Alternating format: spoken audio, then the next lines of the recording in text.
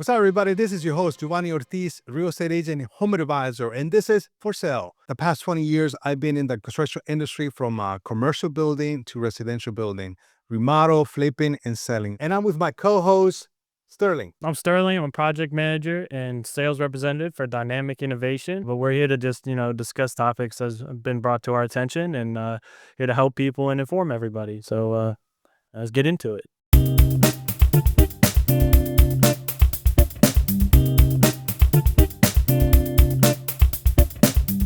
Is right now a good time to buy a house?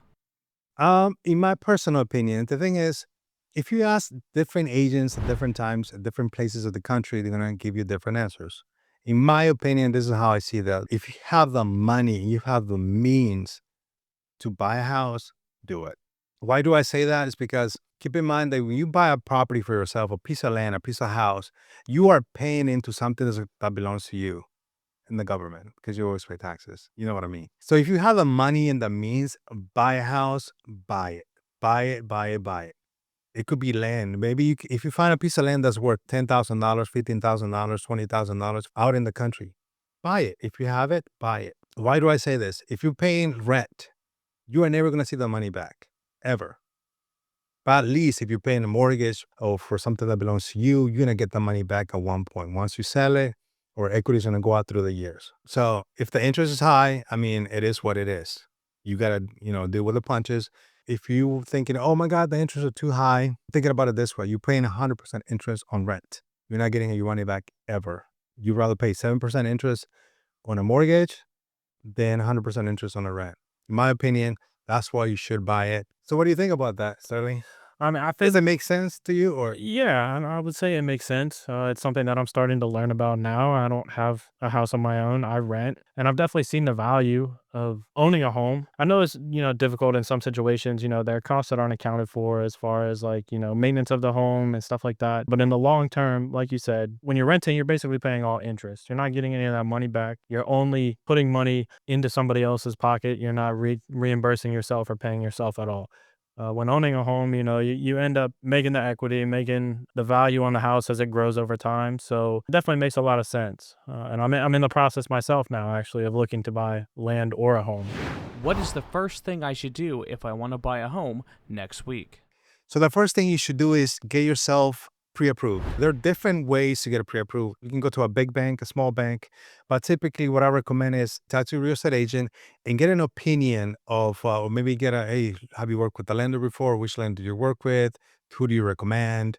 And most of the time, I always recommend somebody that is the real estate agent knows, somebody that has an experience and a background that is he's responsive. Hey, listen, I need your taxes from 3 years ago. You send it to them, and then they are working on that paperwork and they're responsive. Because I work with bad lenders, even people that I knew, but after the first deal, they started asking my client for their taxes 3 times. There's a problem. Like, what do you do with the first time? I say, it's the same package, the same thing. I'm firing you. So I'm not working with that lender again. We know who's a good lender and who's not.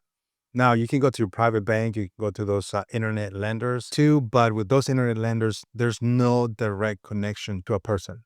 Yeah, okay. And basically, I think they work like Monday to Friday.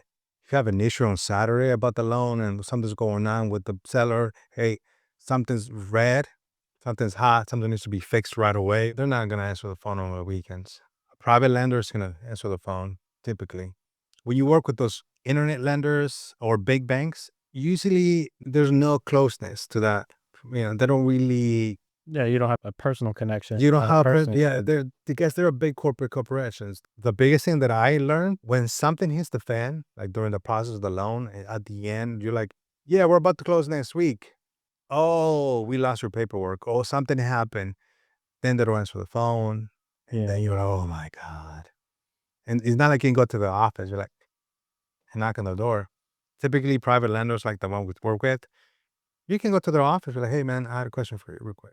So it's anything hits the fan, you can go right away in this. Yeah. But with those like big banks and private lenders or private internet lenders, you can't just walk into to their office. Yeah, So they're international, right? yeah. So you're dealing with robots more than you are people.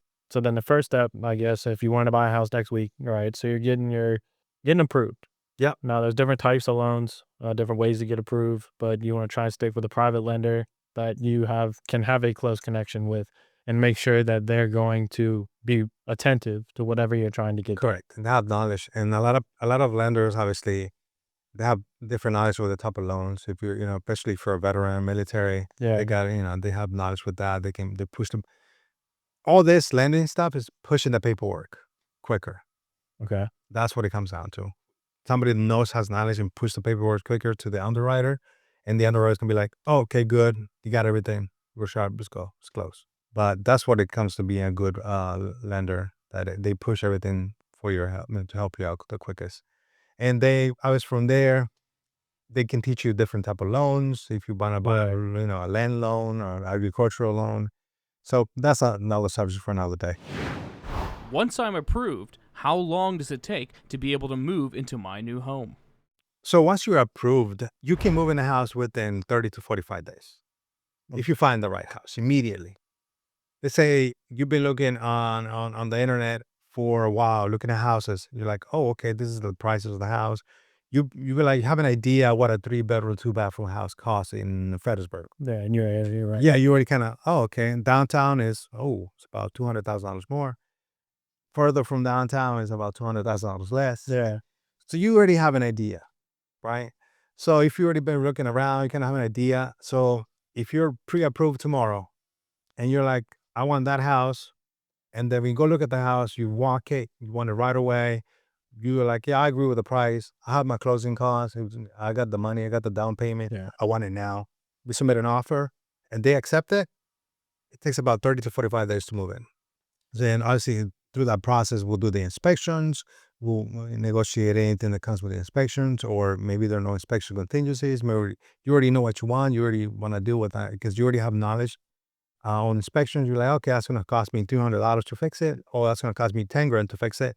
Maybe I want to negotiate that. Maybe the roof needs to be replaced. Maybe you want to negotiate that. Hey, listen, how about you give me credit for that roof or lower the price? And this is the knowledge we bring with you, with us. Yeah. We bring the knowledge of, that HVAC unit is going to cost you from $6,000 to $12,000. Want to replace it? Either we can go move forward with the deal or negotiate the deal with the seller.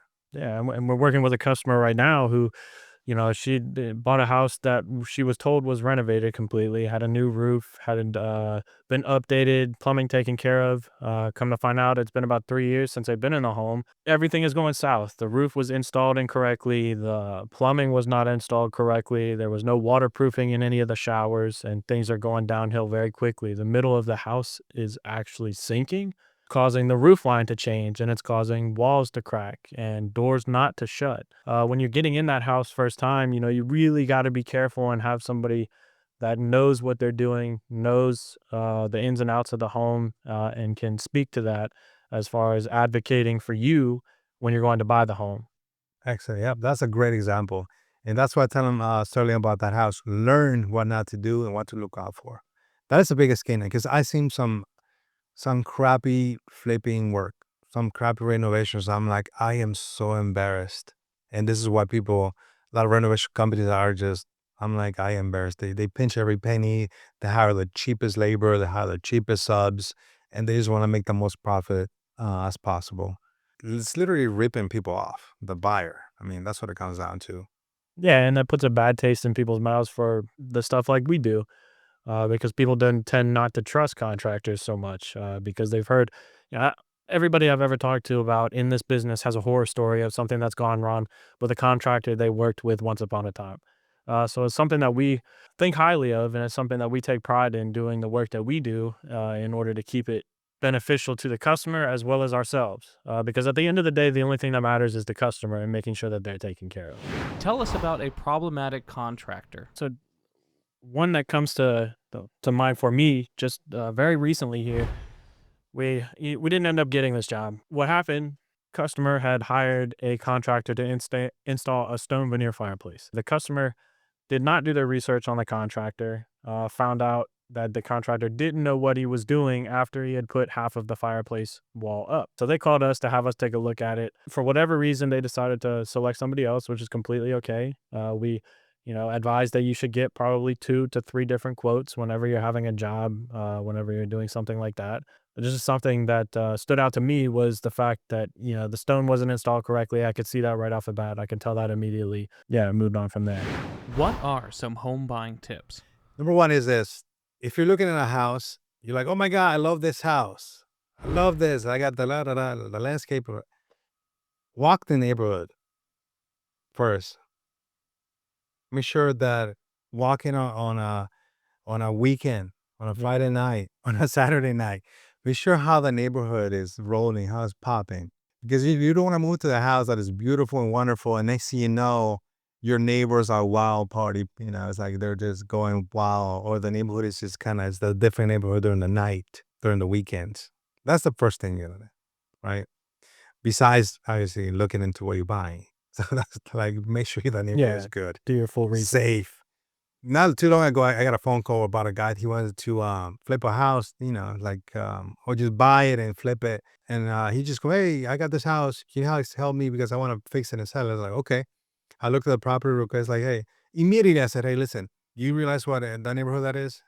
No. Oh, it's like, well, it's not my job to tell somebody the neighborhood is bad.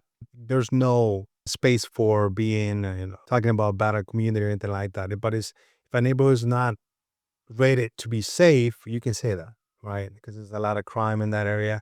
And for a fact, I know that. So he can even go online himself to find that there's crime. Once you flip it, you're not going to get the money that you want because it's going to cost you, you're going to be even if you buy it and flip it. At the end of the day, once you sell it, you're not going to make any money. Stuff like that. You got to be knowledgeable. So first of all, you got to know the neighborhood. That comes with the number one, right? Know the neighborhood. And second, know what are the things that need to be replaced soon enough. The big items, like talking about roof, talking about the HVAC. What type of plumbing do you have? Do you have copper? If it's an older area, it could be lead, or you got PVC, or do you got PEX? And then you have the bad plumbing pipes that were recalled for the entire country. I always forget that name. We'll put that name on here, but you gotta know the big items. And those are the big items. What type of electrical panel do you have? We have 100 amps. You have 200 amps. Do you want to add an addition later on? And obviously, we can add more of this. But those are, to me personally, if I'm a home buyer, I need to know my neighborhood and I need to know the big ticket items that need to be replaced soon enough. Maybe now I'm not going to replace them now, but I'll be ready mentally that I'll need to fix that once I move in. Now, on the flip side, what advice would you give to the seller? So the advice I will give to the sellers to do their own diligence when it comes to selling. Obviously, I had clients where they think their house is worth this, but in reality, it's worth this. Not the bottom, but not up here, but it's at the middle. Do a little research on their own to be like, hey, maybe this is how much they're selling for. And I always recommend, let's say if you have a nice house, you don't have to fix it. You've been taking care of it for the past 5 years. It's beautiful. Every time I have an interview with the client, it's like, hey, let's not price it at the top price, because when you price it at that level, it's going to give you a certain amount of people that want to buy it. But if you price it just under it, you can have more feedback. You can get more people coming in. You can actually get more money for your property because more people want to bid that property because it's cheaper than the full amount that it can be worth. Because sometimes if you put it all the way to the top price, it's take a little longer to sell it, or people are skittish to look at it because they're like, oh, what about if I need to fix something? They already put it at the top price. So people's mentality is more of if there's something to be fixed, there's room to fix it because I know it's worth $500, but they're selling at $475. I have $25,000. If I need to fix something, I don't feel too bad about fixing it. That's how some people think. That's how I think. Like, okay, so this house is to be repainted. It's going to cost me about $10,000 to paint the whole house. So I got enough leverage equity in there to not feel so bad about painting it and buying it for $475 instead of $500. What are some of the challenges behind the scenes that the customers do not see? Yeah, I would say on my side, it's just the organization, everything it takes day in, day out in order to keep the project moving the way it's supposed to move. Making sure that everybody's doing what they're supposed to be doing and the time that they're supposed to be doing it. Now, of course, there's a lot of, red tape with the county, and there's a lot of things that you have to deal with, the unforeseens, the things that you never would have known would pop up on the job that have to be taken care of before the next process can start that, you're not thinking about as the customer. And the red tape's like the county stuff. The county, Or- permits, Permitting. inspections, making sure that, each stage in the process, the customer is verifying that, okay, that's the way I want it. That's the way it's supposed to happen. That's what I had visioned. What about the inspectors? Are they always right? No, the inspectors are not always right. We just had a situation not too long ago where we had an inspector come out to a job, told us that something needed to be done one way, found out that it was not the case. We called his boss and said, hey, your inspector just told us that this was supposed to be done this way, but we have evidence now that that's not the case. So what are we doing about it? And then, of course, it got resolved, but it's just the little things, the little headaches, the unforeseens, the stuff you're not thinking about when you start the job. You only think about it when it pops up on you. So some of the things you don't see when it comes to real estate, the things we as a real estate agent have to handle with the other real estate agents when it comes to negotiating a deal, negotiating inspections. If I'm representing the seller and somebody else representing the buyer is like, hey, listen, I'm gonna sign a contract. It needs to be signed within 12 hours or 5 hours in order to be ratified with this offer. And next thing you know, my seller is not even in the country, or maybe he's doing something else. So you gotta figure out ways to put that wording in perspective to my seller, so when my seller is not feeling pressure, like who are they to tell me to sell my house in 5 hours? You know what I mean? Yeah. So you gotta be wise about stuff like that. Be like, hey, listen, we have this deal. The seller is not gonna think, oh, they wanna offer me that money. It's been on the market for a day or two. Maybe we should wait an additional week. Maybe we can get more money. Yeah. So you gotta be wise enough as a real estate agent to be able to talk to your buyer and to the seller. This offer is great. It's good enough for the house and it's clean. We might wait for another week. We might get a better offer and we might not. You don't know. It has happened to me. When I first started, I remember clearly a house I put for sale. I've spent my own money to stage it pretty. I got an offer within a week, like 600,000 or something like that. The guy and my seller is like, oh, that was too quick. Oh, that means it must be worth more because they want it.